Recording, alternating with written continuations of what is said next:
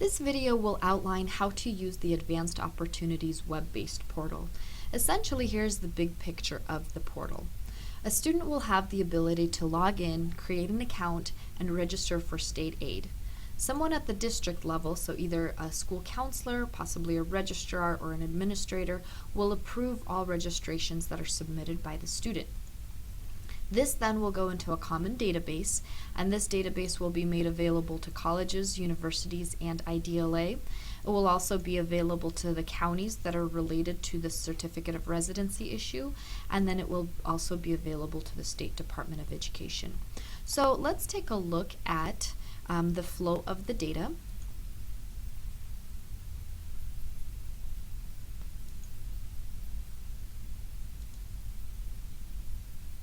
Here we have basically what the structure of the data will be. In the previous video, we talked about how to set this up for your district. So you should have already assigned roles, set up registration windows, set school terms, and set up classes. So after your district is set up, you have two options.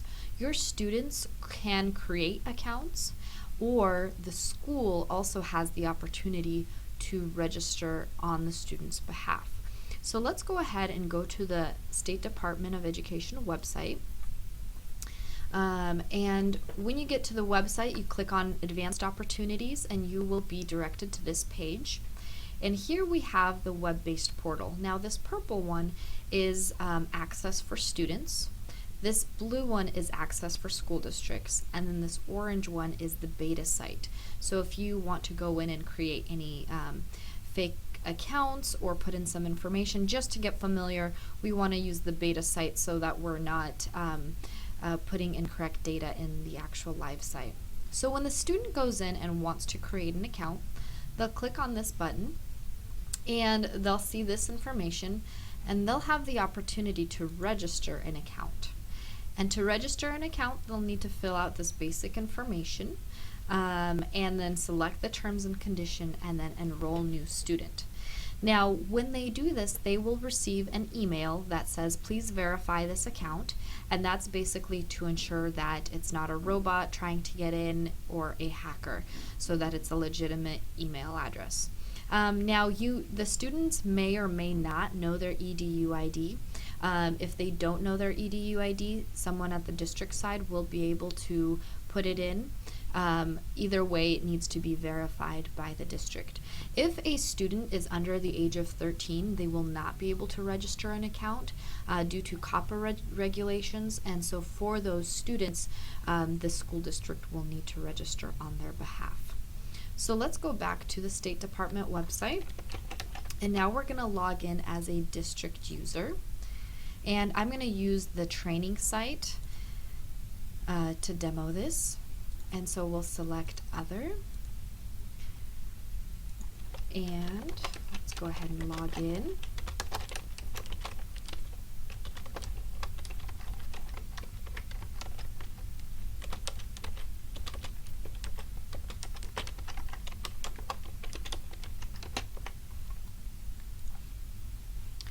Now from the district side, whenever a student creates a new account, they will not actually be able to register until you have approved it. So over here under New Students, you will see a list of all the students that have tried to register for an account.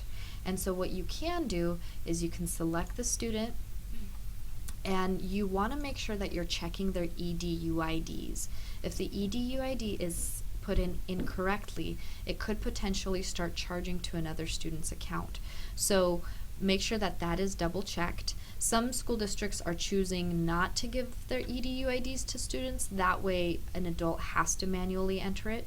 And then when that's entered, you will approve their account and the student will be able to log in. Now, after a student is logged in, when their account is approved, they'll be able to go in and register for state aid. So I'm going to register as a student that I've previously created.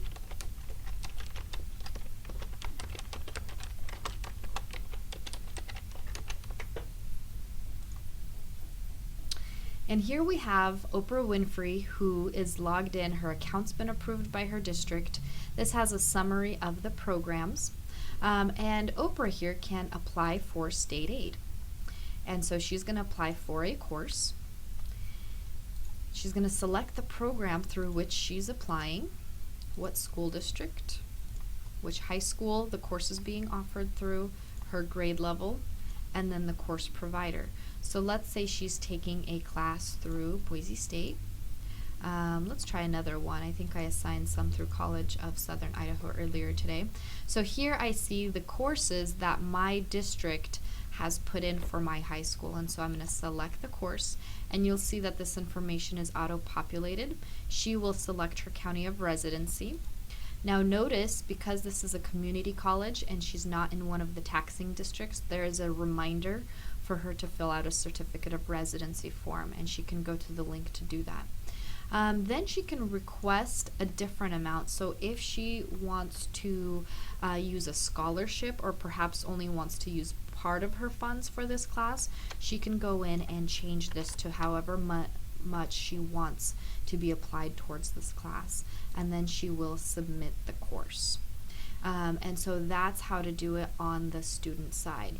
Now, when a student registers for a course, the district will now be informed of this registration. So when we go into we're going to go into approvals, and we want to approve courses. So here we see courses that students have registered for. And since we're working off of the beta site, these are previous submissions that we've tested. And so as a counselor or registrar or administrator, you want to click on the incident and double check, make sure that all the information is accurate. Make sure that they're applying for the correct program, that their grade level is accurate. In some of the programs, if the grade level is done incorrectly, then it will change the amount that they are receiving.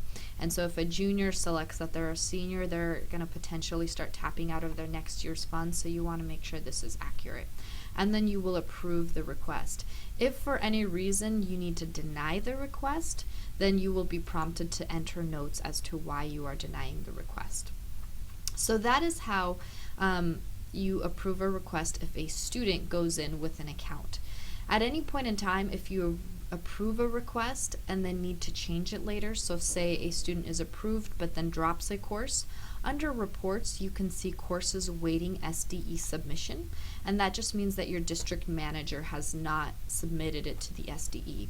And so we have all of these courses that we've been testing. So I'm going to select this English course by Andy Grammer. Let's say that he ended up dropping the course. I can go in here, I can deny the request, I can say that the student dropped the course, and then save changes. And now that incident will no longer appear in that report.